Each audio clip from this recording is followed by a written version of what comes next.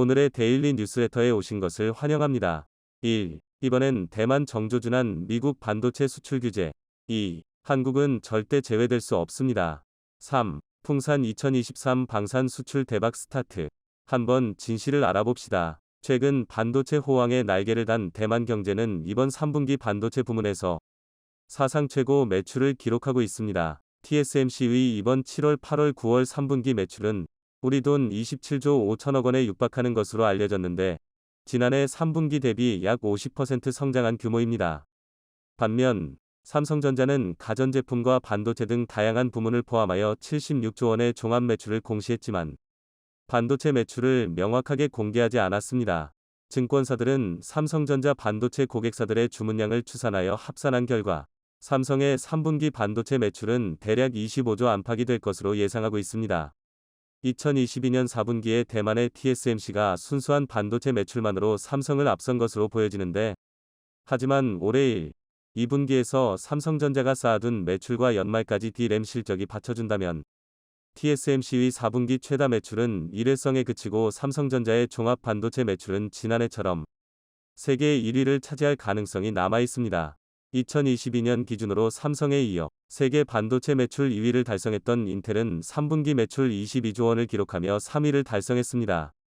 이렇게만 보면 최근의 반도체 산업은 대만 TSMC가 사실상 독주하고 있다고 보여지며 큰 이변이 없는 한 이런 흐름은 계속 이어질 것으로 예상됩니다. 대만의 언론과 경제 전문가들 역시 반도체 매출을 성장 동력으로 여기고 있습니다. 대만의 1인당 국민소득 GDP가 한국을 뛰어넘을 것이란 희망에 가득 차 있는데요. 하지만 최근 미국의 중국을 향한 반도체 제재가 한층 더 높아지는 수준이 되자 대만은 완전히 비상이 걸린 상황입니다. 지난 트럼프 대통령 시절부터 미국은 중국을 향해 반도체 제재를 해오며 새롭게 추가할 제재가 있을까 싶을 정도로 강력한 제재를 실시해왔지만 이제는 미국 자국 기업의 매출은 물론 중국과 경제적 교류를 많이 하는 동맹국들의 반도체 매출에 영향을 줄 정도로 대중 견제를 강화하고 있는 상황입니다. 그런데 미국의 이번 결정에 가장 큰 피해를 보는 곳은 다름 아닌 대만의 반도체 기업들이 된다는 우려가 나오는 상황이며 이는 즉각적으로 대만의 주식시장 흐름에도 반영되고 있습니다. 얼마 전 미국의 인플레이션 방지 법안으로 한국산 전기차가 가장 큰 영향을 받게 되던 상황에 대만에선 경쟁국인 한국의 경제가 안 좋은 영향을 받게 될 것을 집중적으로 보도했습니다. 하지만 11월 중간선거를 위한 미국의 인플레 감축법은 한국을 비롯한 동맹국들의 큰 반발으로 현재 개정법안 발의를 비롯해 수정된다고 보는 시각이 지배적인 상황인데요. 미국의 자국 우선주의에 한국이 영향을 받았지만 이번엔 대만이 무사하지 못할 상황에 놓였습니다. 그런데 한국과의 차이점이 있다면 이번 건은 미국 자국 우선주의가 아니라 미국의 기업들도 손해를 보면서까지 중국의 반도체 발전을 막는다는 점에서 국가의 미래를 걸고 하는 치킨게임 성격이 강한데요. 한국 시간 10월 8일 미국 상무부에선 중국의 반도체 생산 기업에 납품되는 반도체 장비의 소재 등 반도체 생산에 필수적인 모든 부속품에 대하 수출을 금지하는 통제 조치를 발표했습니다. 지난 인플레이션 감축법과 크게 다른 점은 이번 조치는 미국 정부가 한국과 대만 등 반도체 분야에서 강점을 보이는 동맹국들과 긴밀한 협의를 거치고서 결정된 정책인데요. 이번 조치의 핵심은 미국의 특허와 장비를 사용하는 모든 기업이 중국에게 첨단 기술이 적용된 장비와 소재 등 반도체 생산에 이용될 수 있는 분야를 수출하는 경우 미국 정부의 허가를 받아야 한다는 내용이며 중국 기업에겐 건부 추정의 원칙이 적용되어 사실상 중국으로 가는 모든 첨단 기술 공급이 차단될 상황에 놓였습니다. 트럼프 정권 당시 실시된 최초의 반도체 제재는 화웨이를 필두로 하는 중국 기업의 기술과 정보 탈취를 막고자 하는 취지였지만 최근엔 중국의 모든 반도체 기업들은 잠재적 군사용으로 쓰이는 반도체를 생산할 수 있다는 우려에 모든 중국의 반도체 기업들이 제재 대상 되었습니다. 이번 조치로 중국의 YMTC, 양쯔 메모리 테크놀러지 등 중국의 반도체 기업 31곳이 수출 통제 대상 기업으로 지정되었으며 이로 인해 중국 내 첨단 전자제품 생산과 개발에 급제동이 걸릴 것으로 전문가들은 내다봤습니다. 중국 당국 역시 미국의 이러한 조치에 크게 반발하는 가운데 미국 기업들의 피해도 이만저만이 아닐 것으로 보입니다. 중국의 AI 인공지능용 그래픽 반도체를 수출하던 엔비디아와 AMD 등 미국 기업은 기본 수억 달러의 매출 감소가 예상되고 있는데요. 미국 정부의 입장은 자국 기업이 손해를 보더라도 중국 첨단 기술을 제재할 필요가 있다는 것입니다. 그런데 미국의 이번 조치에 직격탄을 맞는 곳은 다름 아닌 대만의 반도체 기업이 될 수밖에 없는 이유가 있는데요. 정치적으로는 누구보다 반중적인 정서를 띄우던 대만의 경제는 중국에게 완전히 종속된 경제 구조를 보이고 있습니다. 지난해 기준으로 대만의 수출 비중은 중국이 42%에 달하며 1위를 차지했고 미국에 대한 수출 비중은 15%에 불과했습니다. 대만 대부분의 수출 품목은 전자제품과 반도체에 있다는 점에서 중국의 대만 경제 영향력은 미국보다 3배 이상 강력한 상황입니다. 대만은 작년에 1,900억 달러를 중국에 수출했으며 이 가운데 1,200억 달러 가량이 반도체와 전자부품, 그리고 반도체 생산 장비에 사용되는 광학 장비였습니다. 대만이 중국에 수출한 1,900억 달러는 우리 돈으로 무려 270조 원이며 대만의 전체 수출 비중에서 40%가량을 차지합니다. 한국 역시 중국에게 많은 반도체를 수출하지만 대만이 중국에 수출하는 반도체와 한국이 중국에 수출하는 반도체는 구조적으로 큰 차이가 있습니다. 한국의 경우는 D램과 낸드, 플래시 등 메모리 반도체가 수출의 대부분을 차지하고 있지만 대만의 경우는 주로 두뇌 역할을 하는 CPU 중앙처리장치 위주로 생산하여 납품합니다. 한국이 판매하는 메모리 반도체의 경우는 정보 저장 위주의 반도체이기에 중국의 첨단 산업 발전에는 별다른 영향을 주지 못하지만 대만은 중국의 주문을 받아 고성능 중앙처리장치를 만들어 공급하기에 중국의 반도체 굵기에 핵심적인 역할을 해왔습니다. 게다가 중국 내 한국의 반도체 공정은 기술 유출의 우려로 최신 공정을 적용하지 않고 있습니다. 철저하게 중국 내수용으로 필요한 수준만큼 생산하고 판매하며 중국 반도체 굵기와는 거리가 먼 공정이지만 대만 파운드리의 경우는 중국의 주문으로 생산해 납품하는 것 자체가 첨단 장비와 기업에 탑재되어 반도체 굵기에 도움을 주게 된다는 우려가 있습니다. 이번 일로 대만은 진퇴양난의 상황에 놓였다는 분석이 나오고 있습니다. 중국의 군사 정치적 위협에 미국과의 관계를 더욱 확립해 나가야 하지만 정작 미국은 대만의 경제를 책임지지는 않고 있습니다. 대표적으로 대만의 미국 수출 금액은 650억 달러이지만 동남아시아 수출 금액은 700억 달러입니다. 미국에 수출하는 규모가 중국에 비해 한참 못 미치는 것은 물론이고 동남아 수출 금액보다 많이 부족한 현실입니다. 이렇기에 대만은 군사 정치는 미국, 경제는 중국과 함께하는 이중 전략을 취해왔는데요. 미국의 반도체 수출 제한으로 인해 대만의 이런 전략에도 끝이 보일 것이란 전망이 나옵니다. 대만의 대표적인 첨단 기업 폭스콘 역시 중국의 세계 최대 공장을 운영하면서 추가적인 공장 건설은 물론 중국 반도체 굵기의 상징인 칭화 유니그룹에 비밀리에 1조 원 이상 투자를 결정하는 등 중국과의 경제 교류를 지속적으로 확대하고 있습니다.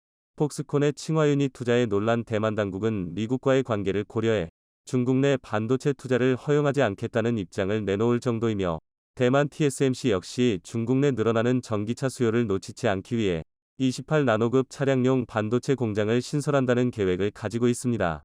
해당 투자엔 3조 원이라는 막대한 금액이 투입되는데 연일 중국과 대만이 갈등을 빚는 것처럼 보이지만 사실상 경제 공동체라는 생각이 들 정도로 대만과 중국은 경제적으로 가까운 사이입니다.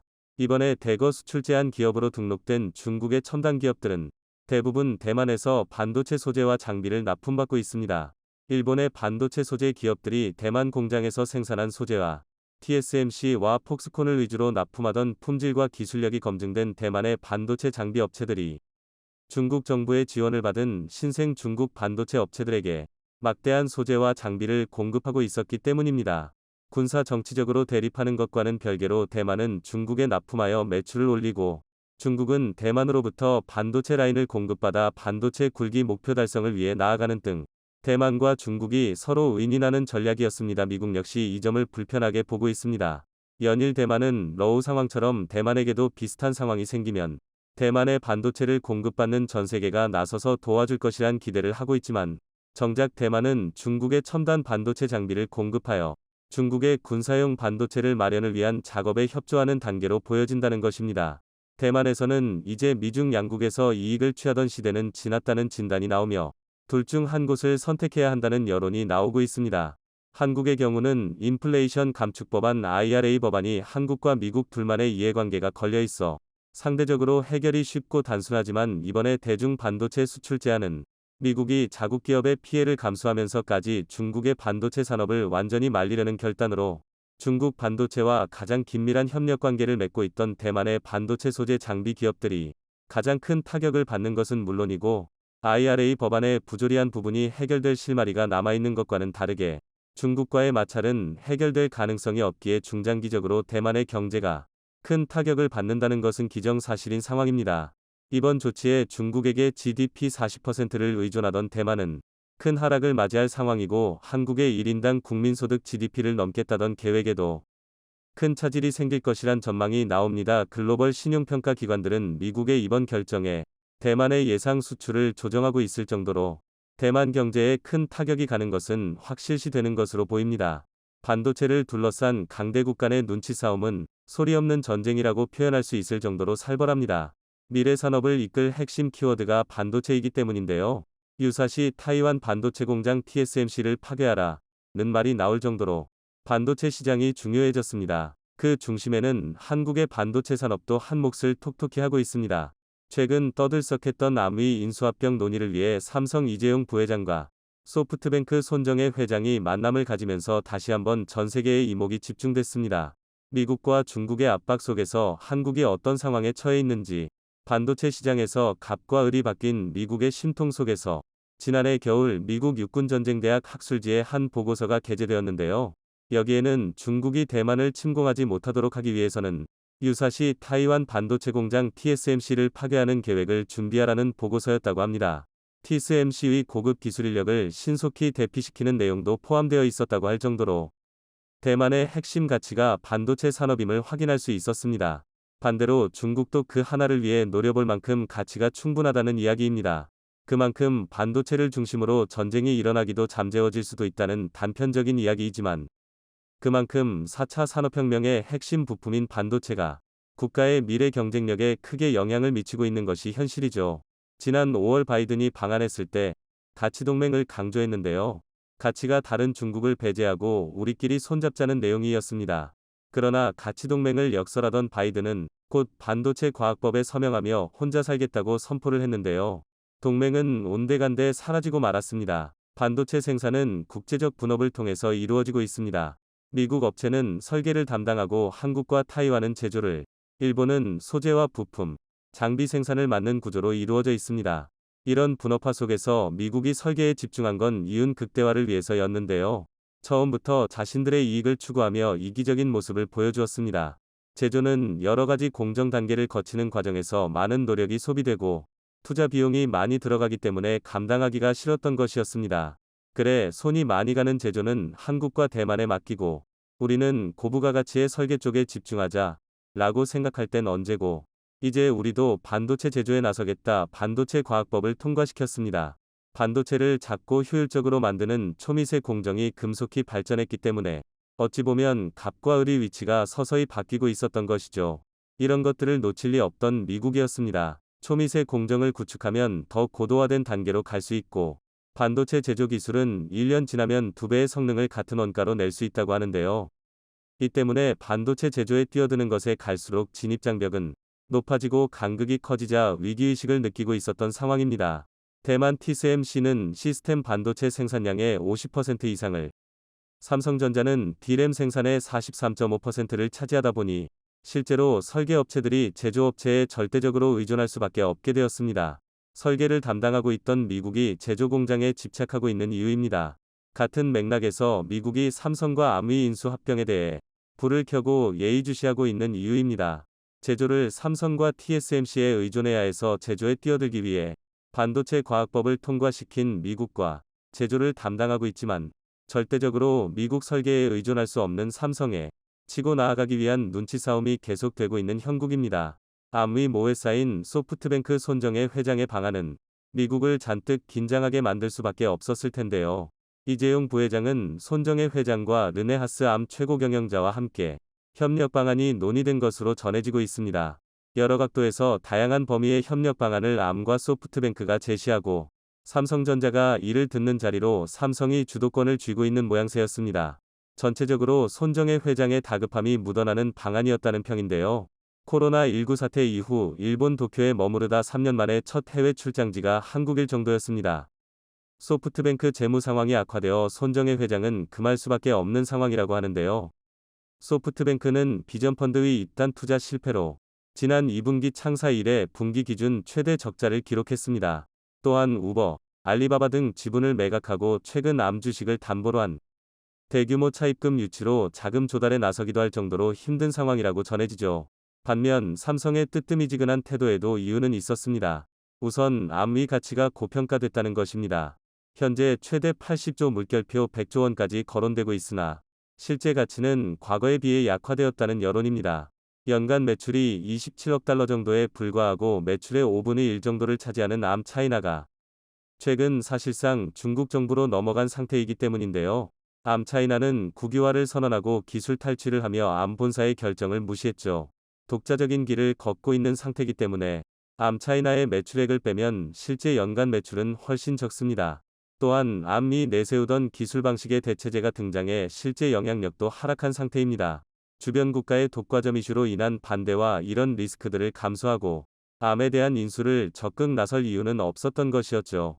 그러나 삼성전자로서는 메모리 반도체 시장에서 압도적 1위를 유지해왔지만 향후 성장성이나 수익성을 따져봤을 때 시스템 반도체 사업을 서둘러 키워야 하는 상황이기에 어떠한 방식으로든 협력을 이어나갈 것으로 보입니다.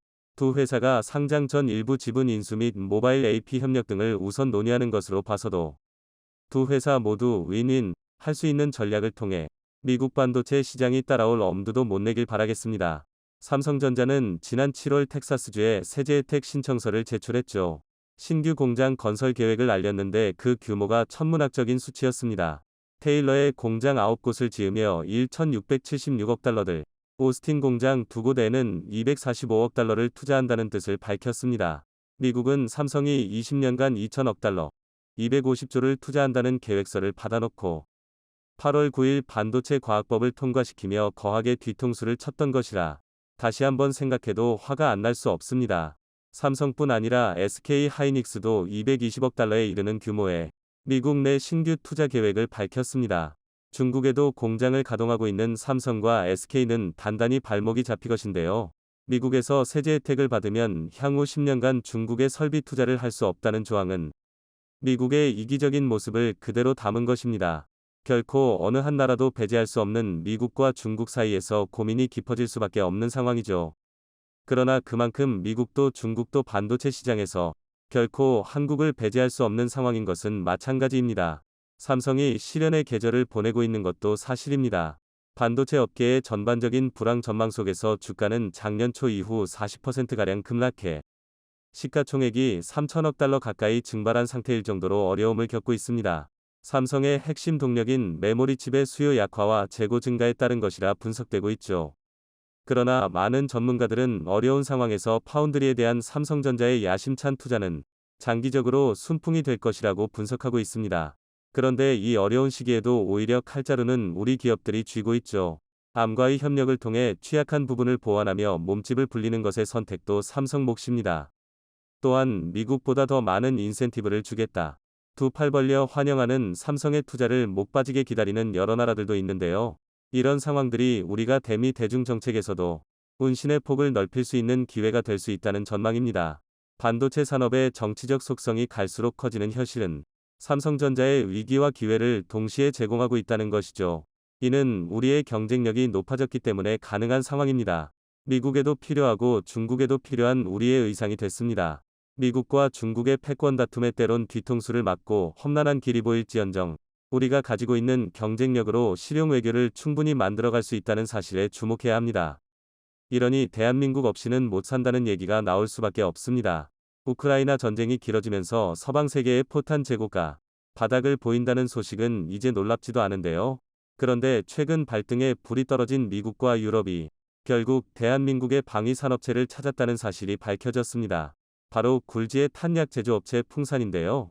이는 바꿔 말해 서방 세계마저 대한민국의 포탄 개발 기술과 제조 속도를 인정하게 되었다는 말이나 마찬가지인데요. 그래서 준비했습니다. 오늘은 우크라이나 전쟁의 새로운 희망으로 떠오르고 있는 대한민국 풍산에 대해 알려드리겠습니다. 2023년 방산 수출 대박이 시작되었습니다. 다름 아닌 풍산에서 단 한 달 사이 2년치 물량과 맞먹는 5,700억 원 규모의 역대급 방산 수출 계약을 체결한 건데요. 더군다나 풍산이 K2 흑표나 K9 자주포처럼 대형 무기 체계도 아니고 포탄과 탄약을 주력으로 한다는 걸 감안하면 가능할 수 없을 정도로 어마어마한 물량이라는 걸 알 수 있습니다. 사실 국내 소요로는 절대 소비할 수 없는 물량인데요.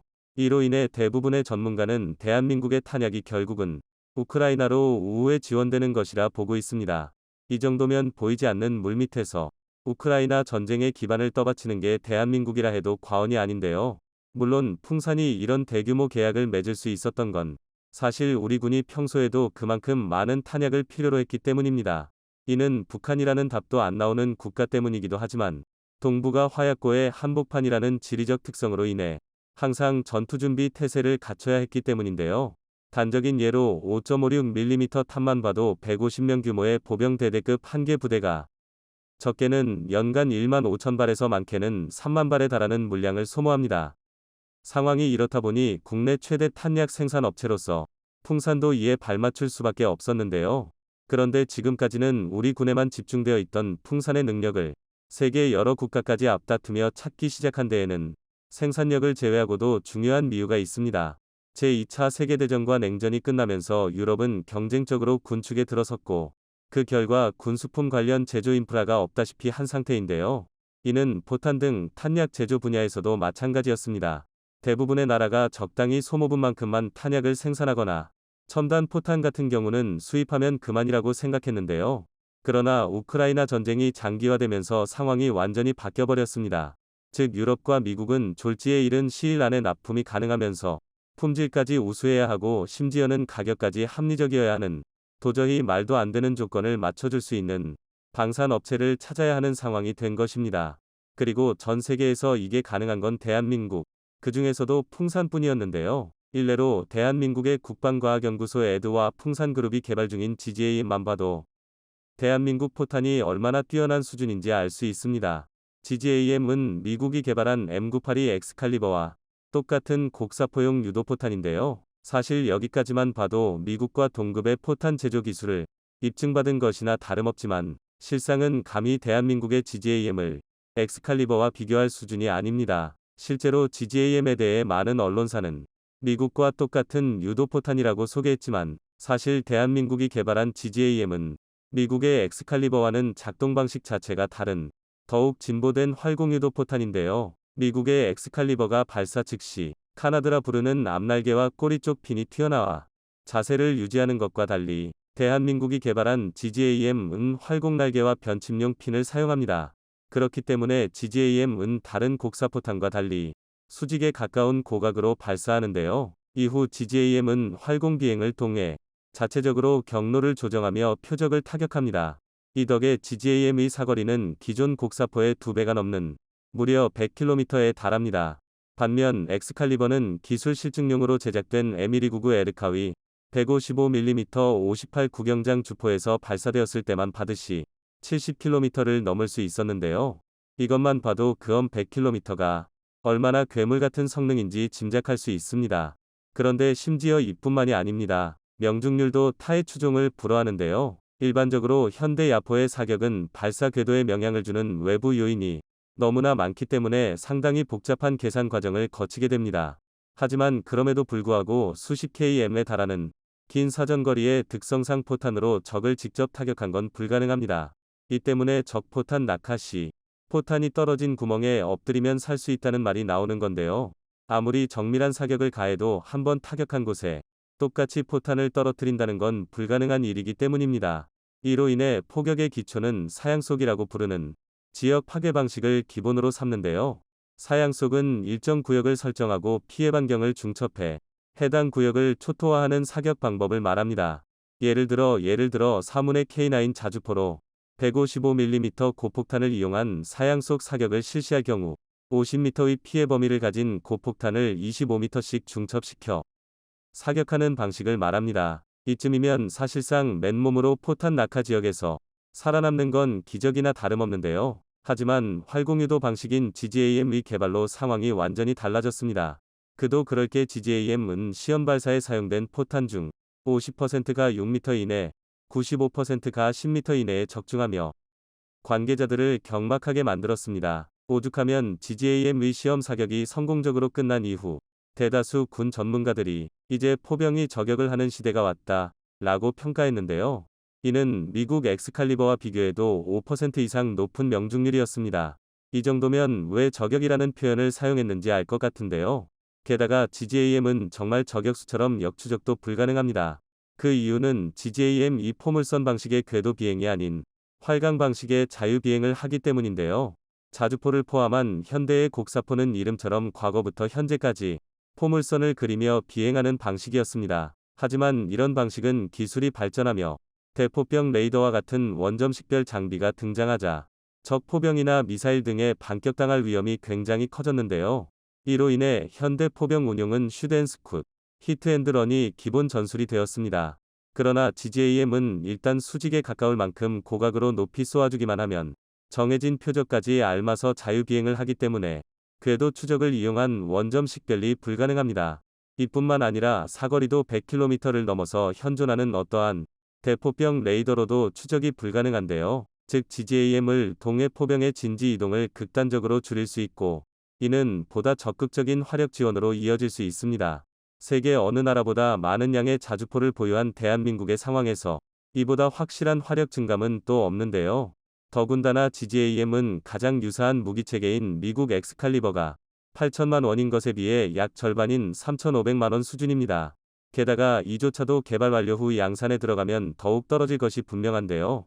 물론 3,500만 원이라는 가격이 일반적인 포탄에 비해 매우 높은 가격인 것은 분명하지만 반대로 말하면 포탄 한 발로 수십여 건을 호가하는 미사일의 역할을 대신할 수 있다고 생각하면 오히려 심각할 정도로 싼 가격입니다. 이처럼 대한민국 풍사는 생산 속도와 동시에 압도적인 실력까지 갖추고 있는데요. 하지만 고화력 무기 체계에는 자주포만 있는 게 아닙니다. 풍사는 적어도 포탄 제조 기술에서만큼은 과거부터 지금까지 세계 최고 수준의 기술력을 유지해왔고 이는 탄약 체계 전반에서 뛰어난 실력을 유지했기 때문입니다.